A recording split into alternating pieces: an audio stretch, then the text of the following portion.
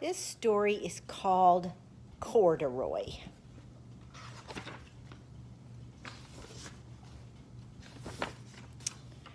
Corduroy is a bear who once lived in a toy department of a big store. Day after day, he waited with all the other animals and dolls for somebody to come along and take him home. The stores were always filled with shoppers buying all sorts of things, but no one ever seemed to want a small bear in green overalls. Then one morning, a little girl stopped and looked straight into Corduroy's bright eyes. "Oh, Mommy," she said, "look, there's the very bear I've always wanted." "Not today, dear," her mother sighed.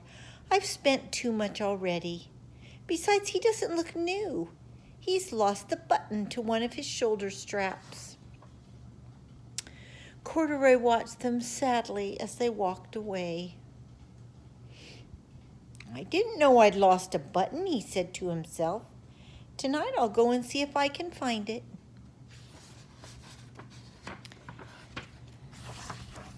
Late that evening, when all the shoppers had gone and the doors were shut and locked, Corduroy climbed carefully down from his shelf and began searching everywhere on the floor for his lost button.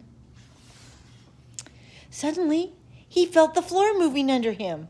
Quite by accident, he had stepped onto an escalator, and up he went. Could this be a mountain, he wondered? I think I've always wanted to climb a mountain. He stepped off the escalator as it reached the next floor, and there, before his eyes, was a most amazing sight. Tables and chairs and lamps and sofas and rows of beds. "This must be a palace," Corduroy gasped. "I guess I've always wanted to live in a palace." He wandered around, admiring the furniture. "This must be a bed," he said. "I've always wanted to sleep in a bed." And up he crawled onto a large, thick mattress. All at once he saw something small and round. "Why, here's my button," he cried. And he tried to pick it up, but like all the other buttons on the mattress, it was tied down tight. He yanked and pulled with both paws until pop! Off came the button, and off the mattress, Corduroy toppled. Bang! Into a tall floor lamp. Over it fell with a crash. Corduroy didn't know it, but there was someone else awake in this store. The night watchman was going his rounds on the floor above.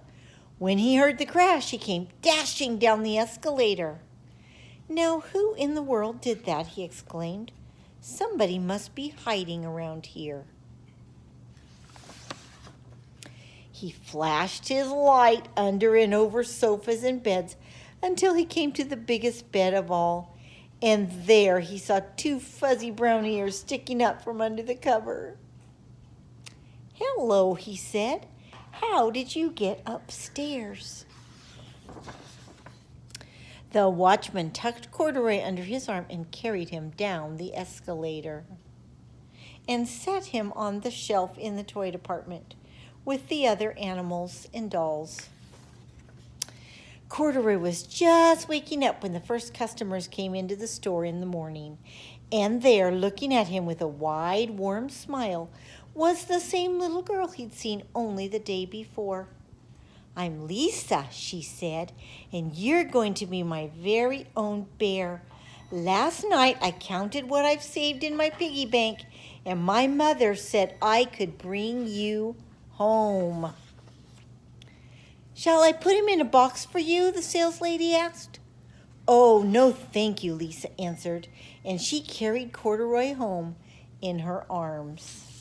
She ran all the way up 4 flights of stairs into her family's apartment and straight to her own room.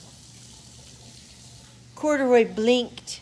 There was a chair and a chest of drawers, and alongside a girl-sized bed stood a little bed just the right size for him.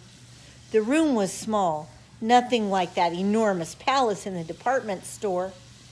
"This must be home," he said. "I know I've always wanted a home." Lisa sat down with Corduroy on her lap and began to sew a button on his overalls.